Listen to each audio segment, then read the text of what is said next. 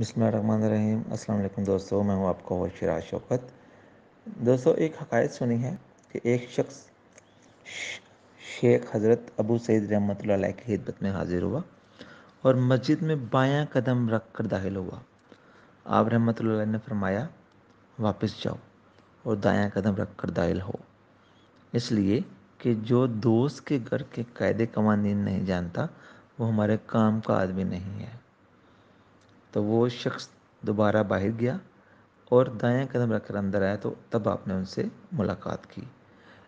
ملحدین کا ایک گروہ جو خود کو صوفی کہتا ہے، ان کا کہنا ہے کہ انسان اس قدر عمل کرے جب تک اسے ولایت نہ مل جائے۔ جب اس سے ولایت مل جائے تو پھر عمل کی ضرورت باقی نہیں رہتی۔ یہ بات سراسر گمراہی ہے۔ قرب حق میں ایسا کوئی مقام نہیں جہاں عبادت یا عمل ساکت ہو جائے۔ یعنی کہ اگر کوئی یہ کہے کہ ہمیں ولایت مل گئی ہے، اب ہم پر شریعت کے کام نافذ نہیں ہوتے کیونکہ شریعت اور چیز ہے، طریقت اور چیز ہے، تو ایسا شخص گمراہ ہے، اس کی پیروی ہرگز نہیں کرنی چاہیے۔